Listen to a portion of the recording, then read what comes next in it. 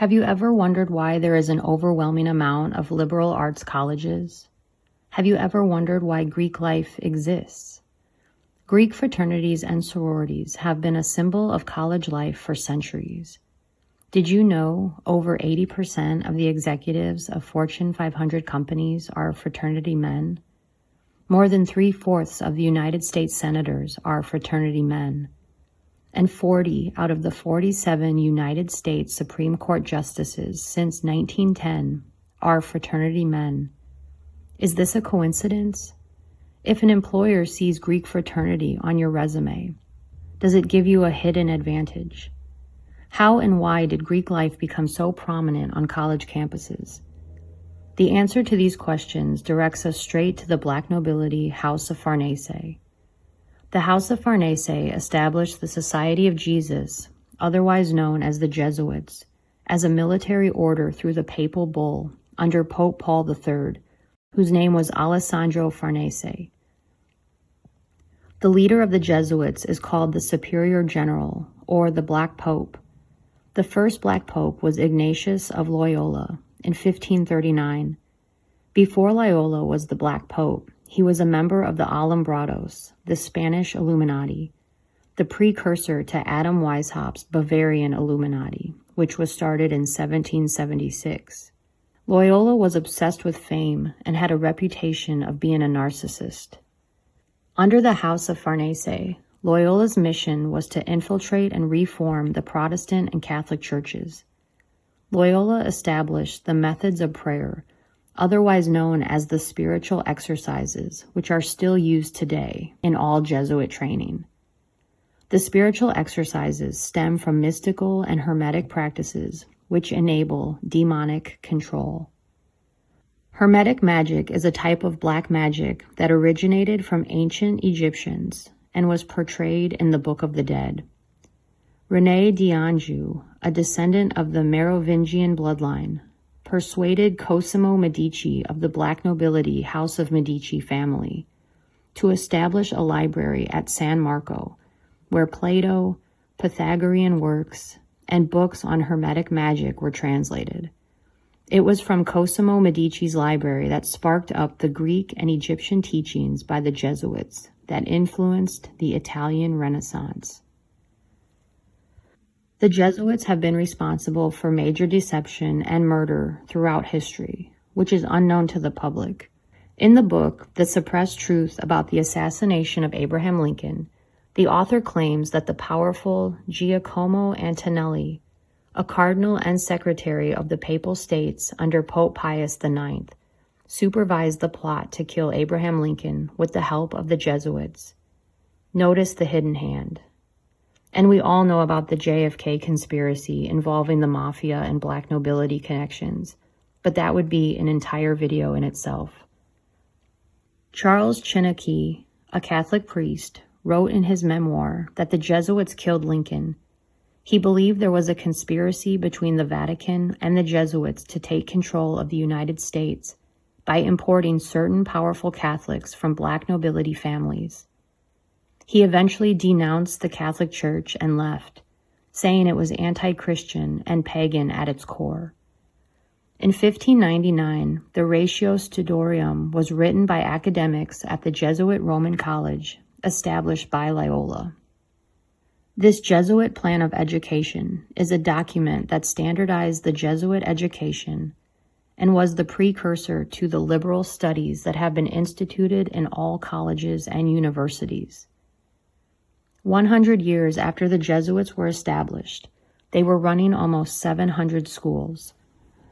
The Jesuit missionaries traveled all over the world establishing liberal arts education.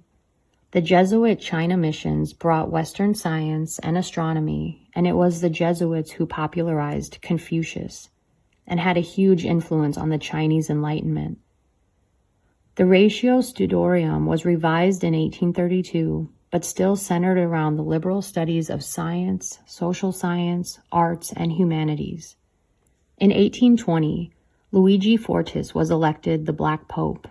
During his short term in office, he spent it institutionalizing the Jesuit plan of education into colleges in Europe, Canada, and the United States, and this was the birth of Greek life. And since 1825, all but 2 U.S. presidents and U.S. vice presidents have been fraternity men.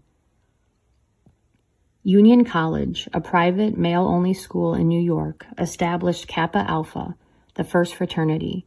Since 1795, 19 U.S. presidents have attended this school, and 2 years after the birth of Kappa Alpha, Sigma Phi, and Delta Phi were established. This triad referred to themselves as fraternities, which derives from the Latin word frater, meaning brother. The Jesuit-established fraternities started spreading to other campuses. National chapters were created, and that is how Greek life began in the United States. In 1851, the first 2 official women's secret societies were founded at Wesleyan College in Macon, Georgia. They were called the Adelphian Society and the Philomathian Society. It wasn't until 1900 these secret societies became the sororities, Alpha Delta Pi and Phi Mu. Sorority comes from the Latin word soror, meaning sister. There are many collegiate elite secret societies in the United States, and they make a significant effort to keep the affairs and initiation secret. The first collegiate secret society was the Fat Hat Club, created in 1750 at the College of William and Mary in Williamsburg, Virginia. President Thomas Jefferson was a member. Thomas Jefferson also wrote favorably about Adam Weishaupt, the founder of the Bavarian Illuminati and Jesuit professor. Although Weishaupt was the frontman for the Luciferian organization, he was actually backed and funded by the black nobility Farnese family.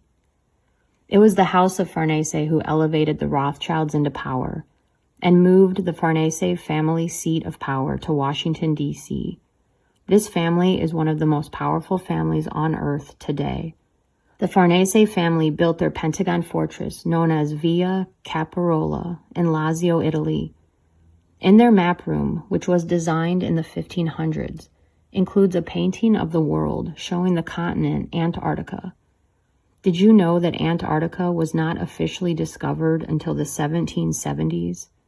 This was around the same time the Farnese family recruited Adam Weishaupt to create the Illuminati and move the Farnese seat of power to Washington, D.C., where they built their second Pentagon.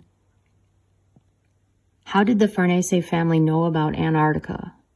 Interesting to note that the Washington capital is placed between Virginia and Maryland. Did you know that Larry Farnese is a state senator for Pennsylvania? In the book Rulers of Evil, Tupper Saucy explains how Washington, D.C. was built on land that was owned by the Jesuit-educated Daniel Carroll of the very rich and powerful Carroll family. Daniel's brother, John Carroll, was a Jesuit priest and the founder of the Jesuit college, Georgetown University. John Carroll was the priest of Pierre Charles L'Enfant, the man who was hired to design Washington, D.C. with occult symbology.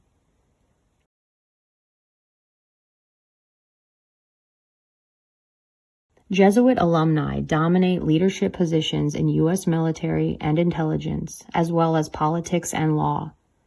The Farnese family ruled Parma and Castro of Italy, and today the princes of Bourbon Parma covertly have authority in the U.S. Pentagon and U.S. military through their Jesuit intelligence. And it is the Italian black nobility families who control Hollywood and the media. Did you know that Hitler was extremely anti-Jesuit and considered them to be the most dangerous enemy? Over 200 Jesuits were murdered by the Nazis in Europe. It is interesting to note that most people believe the Jesuits are one and the same with the Catholic Church, but they are not. They are actually at odds with each other. There is an ongoing, tense relationship between them over disagreements about abortion, birth control, gay marriage, among other things. The Jesuits are in favor of far-left politics, particularly Marxism. And the conspiracy that the Jesuits have infiltrated the Catholic Church is more than obvious. And now the current Pope Francis is the first Jesuit Pope. Pope Francis served under the Black Pope before he became the head of the Vatican. I understand it might be difficult for some people to believe that the Jesuits could be a sinister group, but we must understand what the Jesuits believe and who put them in power. The spiritual exercises taught by Loyola were based on mystical, alchemical practices. In all Jesuit collegiate secret societies, the words Circuli crux non orbis prosunt are displayed for all to see and memorize. This is an alchemical expression which translates to the diameter of the sphere, the tau of the circle, and the cross of the orbit do not benefit the blind. This means that these Jesuit esoteric disciplines are not accessible to the uninitiated. I suggest you do a search for vitriol and Freemasonry for more incredible information.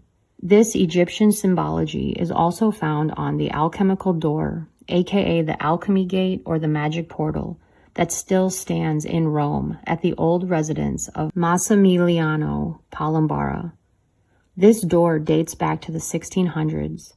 Palombara was a Kabbalist and mystic who was sought out by the Catholic Cardinal Decio Azzolini, who was the leader of the Squadron Volante. This group of liberal cardinals were looking for enlightenment when they found Palombara. There are many legends of people going through the magic portal door, disappearing forever, but leaving behind flakes of gold. The Moneta Secreta, otherwise known as the Secret Instructions of the Jesuit Society, is a Machiavellian instruction manual on the art of dissimulation and manipulation in the pursuit of money and power. Some say it was written by Claudio Acquaviva, while some scholars claim it was written by ex-Jesuit Jerome Zahorsky.